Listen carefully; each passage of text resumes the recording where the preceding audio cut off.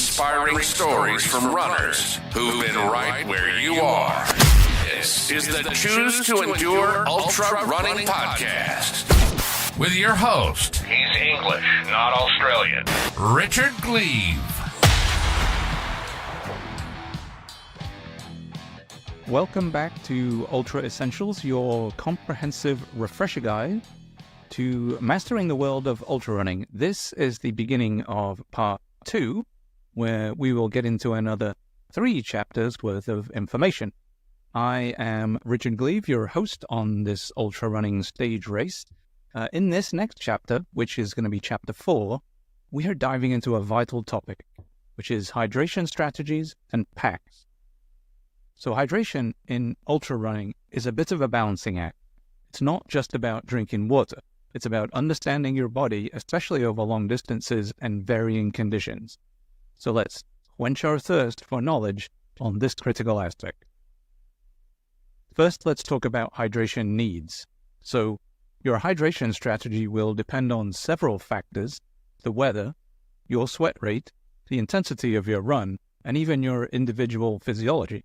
There really isn't a one-size-fits-all approach, but the goal is always to prevent dehydration without overdoing it.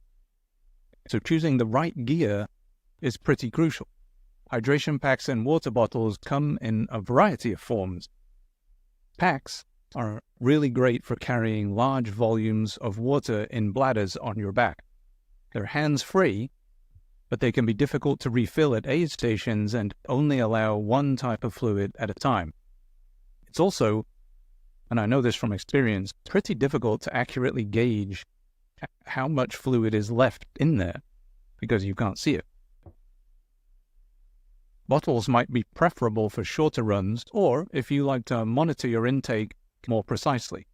They're also quick and easy to fill on the move and allow for different types of fluid in each container. However, of course, they're going to carry significantly less liquid and you're going to need a way to refill them much more often.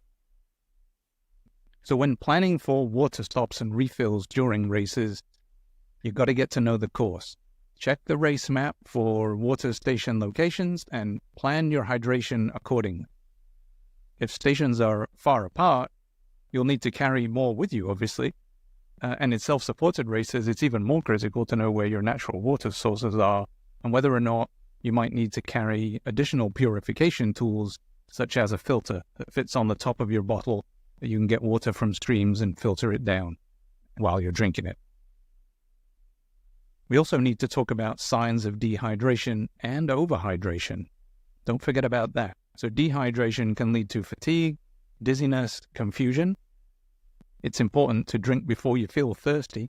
And on the flip side, overhydration or hyponatremia can be just as dangerous. It occurs when you drink too much water without replenishing electrolytes, and that can lead to nausea, headaches, and in severe cases, seizures. So a good practice is to drink small amounts of water frequently, sip often, and don't forget those electrolytes. They are essential for maintaining a fluid balance. You can get them through sports drinks, sometimes electrolyte tablets, salt tabs, or even certain foods. So that's it for this chapter on hydration strategy and packs.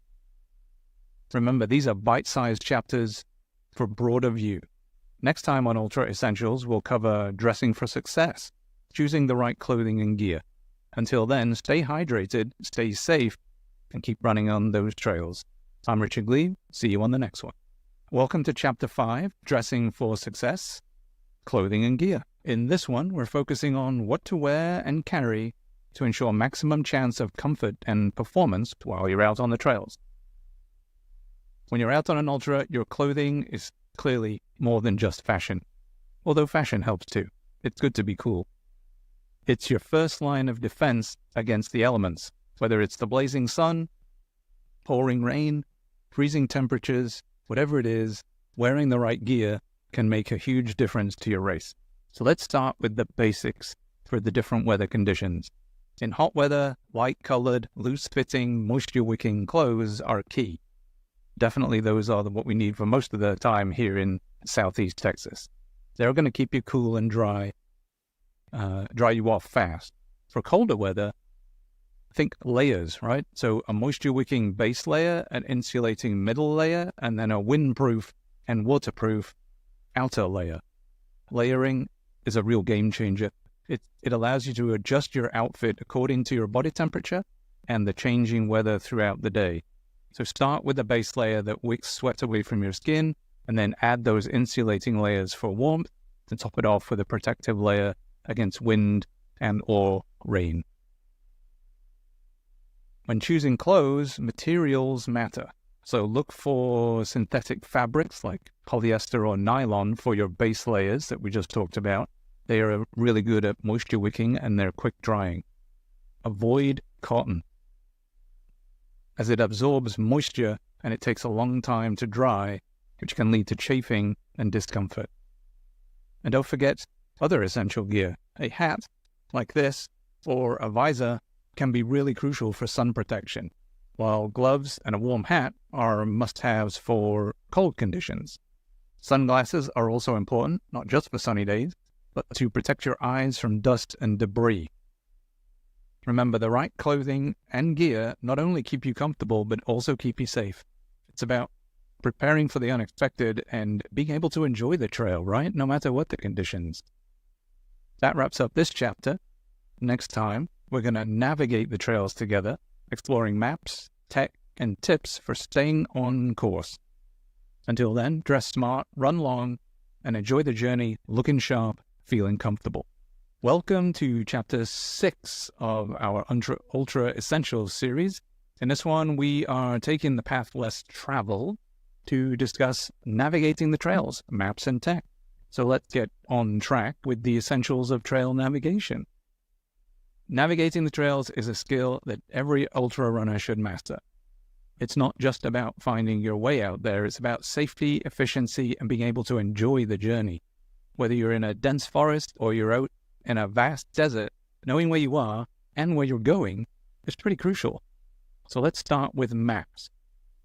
Traditional paper maps can be invaluable. They don't rely on batteries or signals, and they give you a broad overview of the terrain without needing any recharging.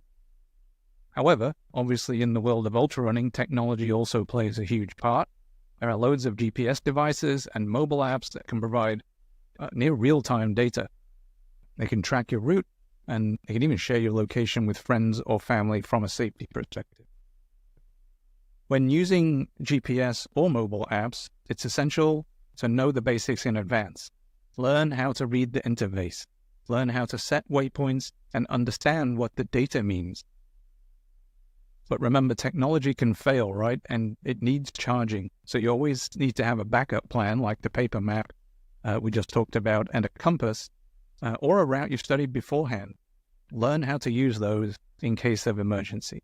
Some racers out there even mandate a base plate compass and a map as part of their required kit. So you're definitely going to come across this. It's well worth taking a course or looking up a YouTube video on how to use those for your safety and to make sure others know where you are and you can find your way back. So reading trail markers and signs is another key skill. These markers can really vary greatly depending on the location. From painted blazes on trees, to little markers on wooden sticks, to cairns, which are stacks of rocks. Familiarize yourself with the local marking system before you head out. And then, as we mentioned, safety. That's another thing that's paramount. Always let somebody know your route and your expected return date.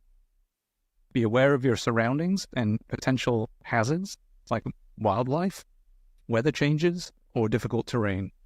Carry a basic first aid kit. These are cheap. You can find them at lots of different stores. And if you're running for a long time in remote areas, maybe also consider a satellite messenger or one of those personal locator beacons.